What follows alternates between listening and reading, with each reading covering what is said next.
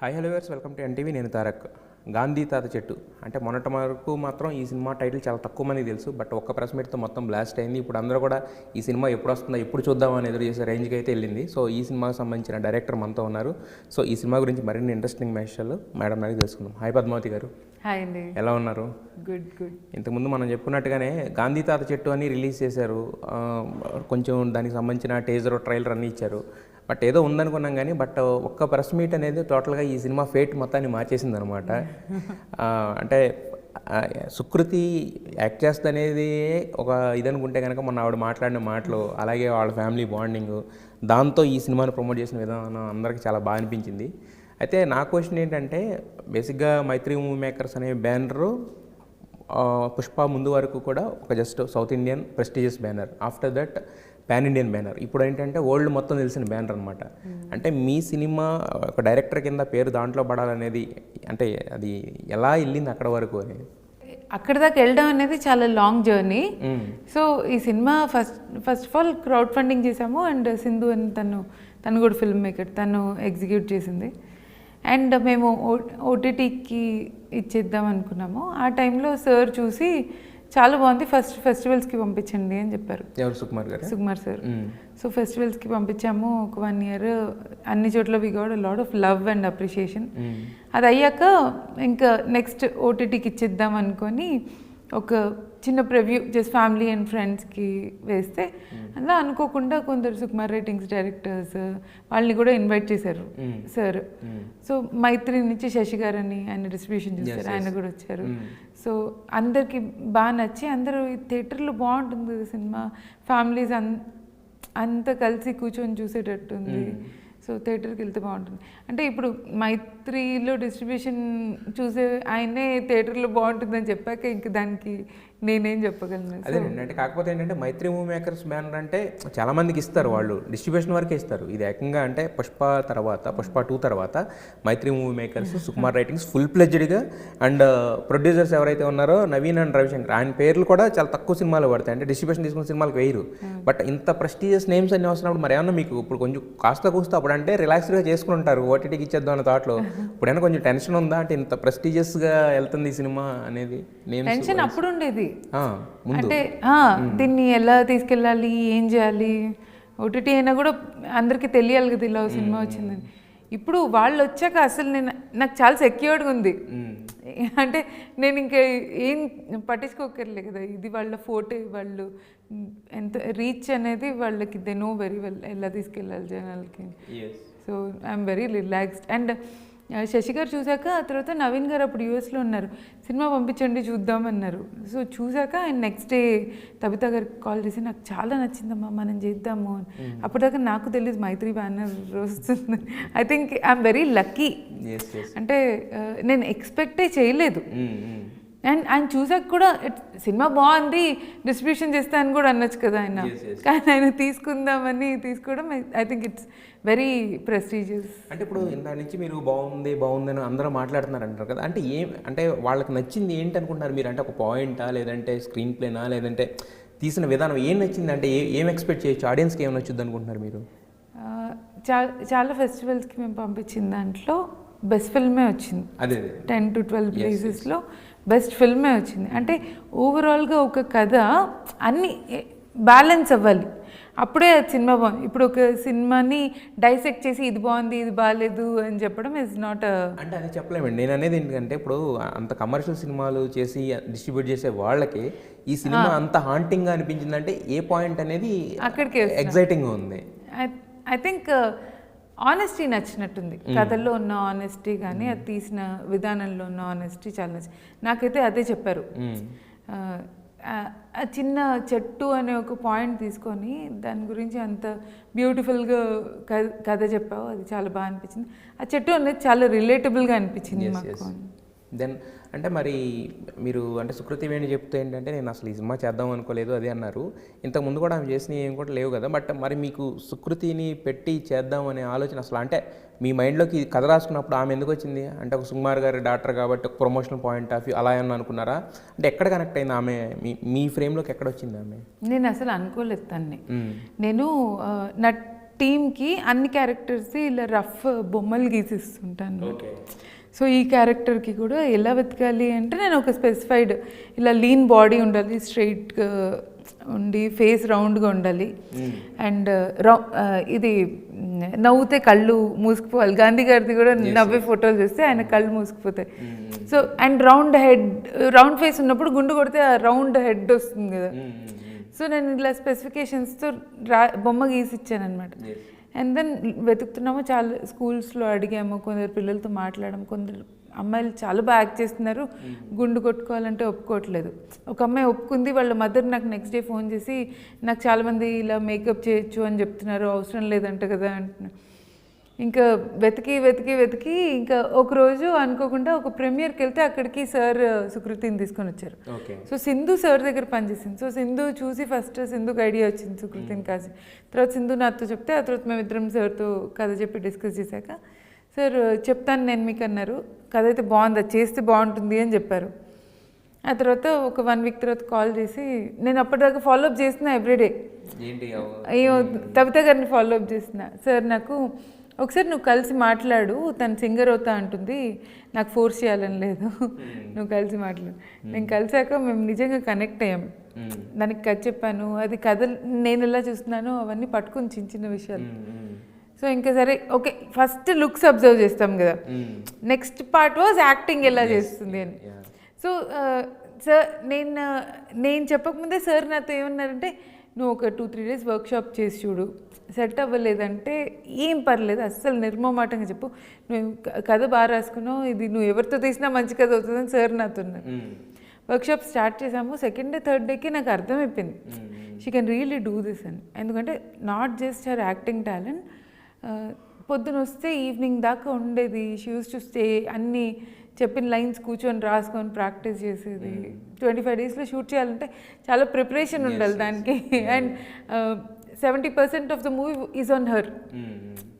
So కూర్చొని she put all that hard work and then I was very confident షూట్కి వెళ్ళే ముందు. అయితే యాక్చువల్గా ఇంతకుముందు అన్నారు ఒక అమ్మాయి సెలెక్ట్ చేసాం కానీ బట్ వాళ్ళ మదర్ చెప్పారని చెప్పి. ఇప్పుడు అంటే జనరల్గా ఫిల్మ్ మేకింగ్ అని చాలామందికి చాలా రకాలుగా ఐడియా వచ్చేసింది త్రూ సోషల్ మీడియా కావచ్చు, లేదంటే మేకింగ్ వీడియోస్ చూసి కావచ్చు.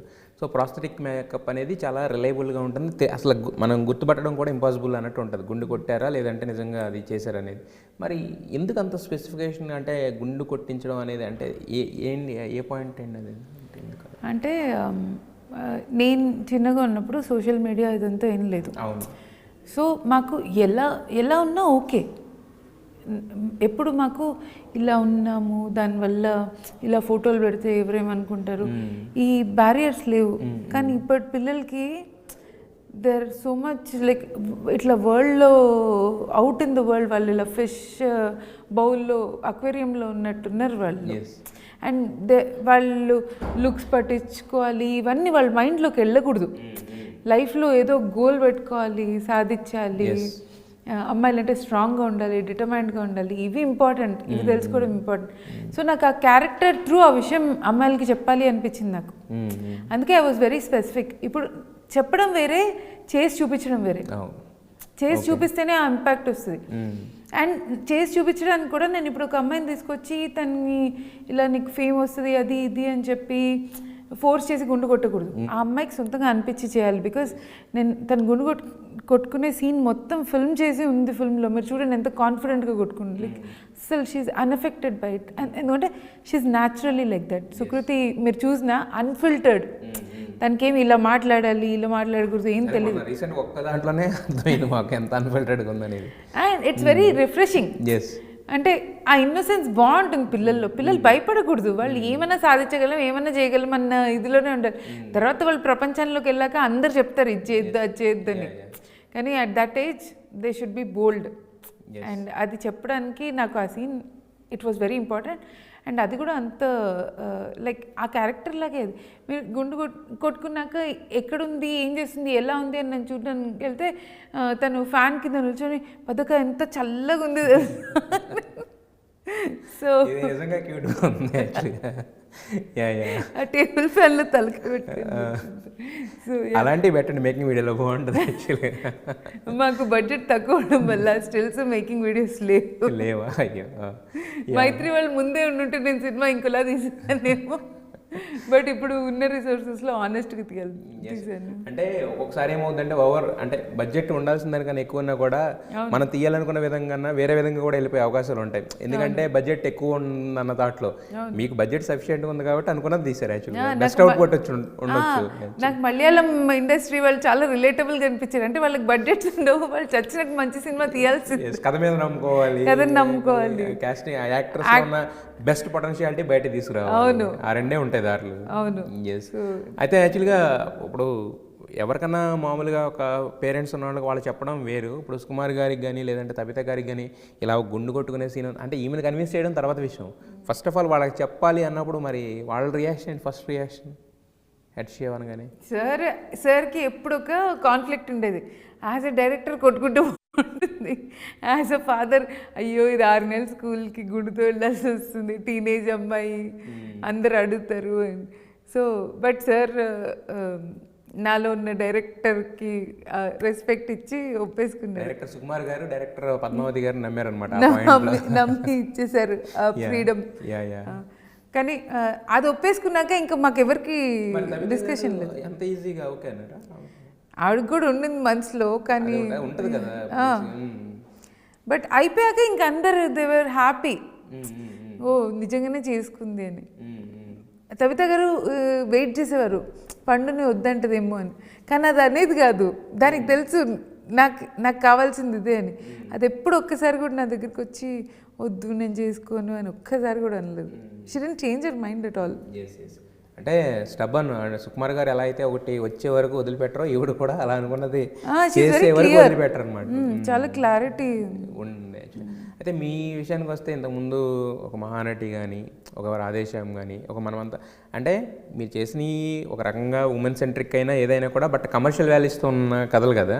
సో బట్ మీరు యాజ్ ఎ డైరెక్టోరియల్గా రావాలి డెబ్యూ అన్నప్పుడు గాంధీ తాత చెట్టు అనేది ఒక చిన్న చెట్టు చుట్టూ అంటే బడ్జెట్ కన్స్ట్రెయిన్స్ అనుకోవాలా, లేకపోతే మీ అంటే అభిరుచికి తగ్గట్టు రాసుకున్న కథ ఇది? గాంధీ తాత చెట్టుతోనే స్టార్ట్ చేయాలనుకున్నాను, ఎందుకంటే ఇంకో 2 సినిమాలు తీసాక నేను ఇలాంటి సినిమా తీయలేను. అండ్ ఈ కథకి ఎంత అవుతుంది, ఫస్ట్ ఎలా తీస్తే బాగుంటుంది అని కూర్చొని డిస్కస్ చేసాం నేను సింధు. ఇది న్యాచురల్గా ఒక ఊళ్ళో రియలిస్టిక్గా తీద్దామని ఫిక్స్ అయ్యాం. సో దానికి ఎంత అవుతుంది అంటే ఇంత చాలు అనిపించింది మాకు. ఎక్కువ రిసోర్సెస్ ఉండడం కూడా ప్రాబ్లమే, తక్కువ ఉండకూడదు ఎక్కువ ఉండకూడదు, ఎంత అవసరమో అంతే ఉండాలి. నేను చెప్పినట్టు ఎక్కువ ఉన్నా కూడా వేరే వేరే థాట్స్ వస్తాయి. అవును, ఊరికే తీసుకెళ్ళి అమెరికాలో ఊళ్ళో పెడదామా ఇలాంటి థాట్స్ వస్తాయి నాకు. బట్ నాకు ఇంత సరిపోతుంది అని డిసైడ్ చేసినప్పుడు అంతే తీశాను. సో అదే బాగుంది, దాంట్లోనే ఒక రియాలిటీ ఉంటుంది.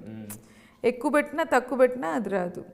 అంటే ఇది మేము ఇప్పుడు థియేటర్కి వెళ్ళేటప్పుడు అంటే ట్రైలర్తో మాకు క్లారిటీ ఉంది సినిమా ఎలా ఉండబోతుందని. బట్ మైండ్లో మేము ఏం పెట్టుకోవాలంటే ఇది ఒక మెసేజ్ ఓరియంటెడ్ సినిమా అని పెట్టుకుని వెళ్ళాలా, లేదంటే కనుక ఒక రిఫ్రెషింగ్ థాట్స్తో తీసిన సినిమా అనుకోవాలా, ఎలా వెళ్ళాలి మేము? పాయింట్ ఆఫ్ వ్యూ ఏమి ఉండాలి మాకు? ఏం లేకుండా ప్లేన్గా వెళ్ళాలి, ఏం ఎక్స్పెక్ట్ చేయకుండా ఏం ఎక్స్పెక్ట్ చేయకుండా వెళ్తే ఎంజాయ్ చేస్తారు.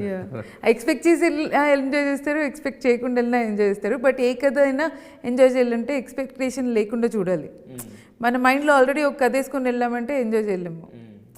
ఎక్స్పెక్టేషన్స్తో వెళ్ళినా యూ విల్ లవ్ ఇట్, లేకపోయినా you will love it. But ఒక హానెస్ట్ సినిమా, ఒక మంచి సినిమా చూడడానికి వెళ్తున్నాం అనుకొని వెళ్తే వీ కెన్ ఎంజాయ్ అంటారు. అయితే ఇంతకుముందు మీరు చెప్పారంటే లొకేషన్స్ అన్నీ కూడా ఒక పల్లెటూరులో పెట్టాయని చెప్పేసి, అంటే మీరు మాకంటే సినిమా ట్రైలర్ ఓపెన్ చేయగానే ఏమనిపించింది అంటే ఒక మాల్గుడి డేస్ ఆ కైండ్ ఆఫ్ ఒక చిన్న వైబ్ అయితే కనిపించింది. సో ఓవరాల్గా అంటే ఎక్కడ షూట్ చేశారు, ఎన్ని రోజులు పట్టింది, మొత్తం టోటల్ ఏంటి ఆ ఎక్స్పీరియన్స్ చెప్పమంటే ఏం చెప్తారు? సినిమా షూటింగ్ ఎక్స్పీరియన్స్ మేము కామారెడ్డిలో ఒక చిన్న పల్లెటూరులో షూట్ చేసాం. రంగంపేట ఇంకా అడ్లూరు ఎల్లారెడ్డి అని, అవి 2 పక్క ఉండేవాళ్ళు. సో రెండిట్లో కలిపి షూట్ చేసాము. బట్ చెట్టు మాత్రం నిజామాబాద్లో ఉండేది. ఇంకొక ఏ మీకు- 50. మీకు కావాల్సిన ఇంకే చెట్టు అక్కడ దొరకలేదు. దొరకలేదు, యాక్చువల్లీ దొరకలేదు. నన్ను అందరూ అడుగుతారు ఇది. సో చెట్టు కోసం ఎప్పుడూ 1 గంట జర్నీ ఉండేది మాకు, అందరిని వేసుకొని అటు వెళ్ళాలి రావాలి. సో చెట్టు నిజామాబాద్లో ఉండేది, పల్లెటూరు కామారెడ్డిలో ఉండేది. ఓకే. 25 డేస్లో షూట్ చేశాం. ఏంటండి ఆ చెట్టుకి అంత స్పెషాలిటీ ఏంటి? మీకు కావాల్సిన చెట్టు నిజామాబాద్ దాకా వెళ్ళి పట్టుకునేంత అంటే ఒక ఆర్టిస్ట్ని ఎలా అయితే పట్టుకున్నారో అలా పట్టుకున్నట్టు ఉంది మీరు. అవును, టైటిల్లో ఉంది కదా. లైక్ ఈ సినిమాకి గాంధీ హీరో అయితే తాత చెట్టు బిగ్గెస్ట్ సపోర్టింగ్ క్యారెక్టర్స్. సో చెట్టుకి ఒక క్యారెక్టర్ ఉండాలి, ఏ చెట్టు పడితే ఆ చెట్టు పెట్టడానికి లేదు. అదేంటనే సినిమా ఇప్పుడు దయ్యం సినిమాల్లో మర్రి చెట్టే ఎందుకు ఉంటుంది? ఎందుకు బట్ దానికి ఒక క్యారెక్టర్ క్యారెక్టర్ ఉండదు కదండి. మర్రి చెట్టు ఉంటుంది కానీ మర్రి చెట్టు కోసం ఇంత దూరం పోవాలి అలా ఉండదు కదా మాకు. ఈ చెట్టు అది ఒక ట్రీ లవర్కి తెలుస్తుంది. ఓకే. ఎవ్రీ చెట్టు హ్యాస్ అ డిఫరెంట్ వైబ్.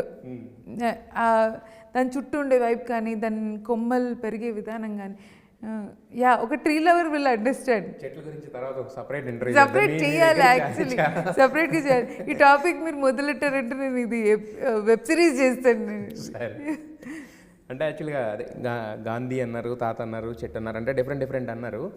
అంటే మనకి ఇంతకుముందు చాలా సినిమాల్లో కూడా చూసాం. అంటే ఒక కైండ్ ఆఫ్ అంటే ప్రాణం ఉన్నాయి కాకుండా ప్రాణం లేని కూడా ఒక క్యారెక్టర్ లాగా ఉండి నడిపించడం, కారు, ఇలా రకరకాలు చూసాం కదా.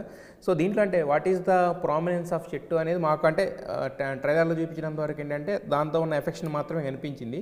సో దాంతో ఏమైనా మెసేజ్ ఇవ్వాలనుకుంటున్నారా, లేకపోతే వాట్ ఈస్ దాంతో చెట్టు కూడా ఒక క్యారెక్టర్, చెట్టు కూడా కమ్యూనికేట్ చేస్తుంది మీకు మూవీలో. ఓకే. సో చెట్టు త్రూ కూడా చాలా విషయాలు హ్యావ్ ఎక్స్ప్రెస్డ్. దాని పాయింట్ ఆఫ్ వ్యూలో ఆలోచించి కొన్ని విషయాలు, చాలా కేస్ స్టడీస్ చేసి చదివి కొన్ని ఇంట్రెస్టింగ్ ఇన్సిడెంట్స్ తీసుకొని దాంట్లో పెట్టి ఒక చెట్టుకు ఒక క్యారెక్టర్ క్రియేట్ చేశాను. సో మీరు సినిమా చూసినప్పుడు మీకు అర్థమవుతుంది. అంటే బలగం అనే ఒక సినిమాని ఇక్కడ కోట్ చేయలేదు, ఎందుకంటే ఆ సినిమా వచ్చినప్పుడు కూడా దిల్ రాజు గారి ప్రొడక్షన్లో అంటే ఎవ్వరో స్టార్ క్యాస్ట్ లేకుండా వస్తున్న ఒక సినిమా అన్నప్పుడు అందరూ సర్ప్రైజ్ అయ్యాము. ఏదో సర్లే వస్తుంది అనుకున్నారు కానీ బట్ ఆ రేంజ్ ఎవరో ఎక్స్పెక్ట్ చేయలేదు. సో దీని నుంచి కూడా అలాంటి వైబ్ ఏమని అనుకున్నారా అని ఎక్స్పెక్ట్ చేయొచ్చా మేము అట్లీస్ట్?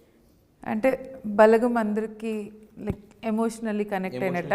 అంతే కదా, దాంట్లో ఉన్న ఎమోషన్స్ అంటే అందరికీ తెలిసిన పాయింటే. ఇప్పుడు జనరల్గా ఏంటంటే చనిపోయిన తర్వాత అంటే అందరికీ అక్కడ చూపించిన ఏ విషయం కూడా ఎవరికి తెలియని కొత్తదేం కాదు, అందరికీ తెలిసిన విషయమే. బట్ దాన్ని మనం ఎప్పుడు నోటీస్ చేస్తున్నాం. ఆ రేంజ్లో కొంచెం ఎమోషన్స్ అవన్నీ కనెక్ట్ అయ్యేలాగా చెప్పారు కదా. ఇక్కడ ఈ గుండు కొట్టించుకోవడం కానీ, ఆ చెట్టు కొట్టేసినప్పుడు ఈ అమ్మాయిలు మాట్లాడే సీన్ కానీ, ఆ ఊరంతా ఒక దగ్గరికి వచ్చి మాట్లాడే ఒక కాన్ఫ్లిక్ట్ కానీ, ఇవన్నీ ఉన్నాయి కదా. సో ఆ కైండ్ ఆఫ్ అవుట్పుట్ ఏమన్నా ఎక్స్పెక్ట్ చేయొచ్చు అంటారు మేము? బలగం నాకు చాలా నచ్చింది సినిమా, నాకు చాలా రిలేట్ అయ్యి అసలు క్లైమాక్స్కి అయితే నేను బాగా ఏడ్చాను. నేను లైక్ ఎమోషనలీ ఆల్సో నాది కూడా similar emotion. So I think it will connect. And మీరు కంపేర్ చేస్తే నాకు ఎలా చెప్పాలో అర్థం కావట్లేదు. బికాస్ కంపారిజన్ ఎందుకు వచ్చిందంటే నేను అది but emotionally yes, it's like Balagam. It's చిన్న కథ విత్ బిగ్ హార్ట్. అయితే మరి ఇప్పుడు సుకుమార్ గారు ముందుకు వచ్చారు, మైత్రి లాంటి బ్యానర్ ఉన్నప్పుడు ఇంకేంటంటే కొంచెం ఎవరన్నా స్టార్ క్యాస్ట్ కూడా వచ్చి ఎవరన్నా కొంచెం పెద్దవాళ్ళు వచ్చి ఉంటే ఇంకా బాగుండేది కదా. సో మరి ఆ దిశగా మీరు ఇంకేం అడగలేదా? అంతా వదిలేసి రిలాక్స్డ్గా సినిమా మీదే ఉన్నారా మీరు? అంటే వీళ్ళందరూ సినిమా అయిపోయాక వచ్చారు కదా, తీసేటప్పుడు నాకున్న రిసోర్సెస్తో ఉన్న దీంతోనే తీశాను. సో ఎందుకు ఇప్పుడు ఆల్రెడీ సినిమా అయిపోయాక ఇప్పుడు ఎందుకు ఎవరైనా ఎలా వస్తారు, అయిపోయింది. ఎస్. సో ఇంకా ప్రేక్షకుల ముందుకు వస్తుంది కాబట్టి వాళ్ళే ద జడ్జెస్ ఆఫ్ సినిమా. అయితే యాక్చువల్గా సుకృతి అన్నప్పుడు సుక్కు సారు సుక్రు, ఈమె కూడా సుక్కు ఏమో నాకు తెలుసు. ఆల్మోస్ట్ ఏమని పిలిచారు? సుకృతి అని పిలిచేవాడు. సుఖి. మేము పండు అని పిలుస్తాం ఇంట్లో, అందరు పండు అని పిలుస్తారు. నేను పండక్క అని పిలుస్తా, తను పద్దక్క అని పిలుస్తా. పండక్క పద్దక్క బాగున్నాయి పేర్లు. సో మరి అంటే ఈమెని మీరు తీసుకున్నారు అంటే మీకు కావాల్సిన ఇవన్నీ ఉన్నాయి క్యారెక్టరిస్టిక్స్ అన్ని అనుకున్న క్యారెక్టర్ అనుకుని చెప్పి తీసుకున్నారు కదా.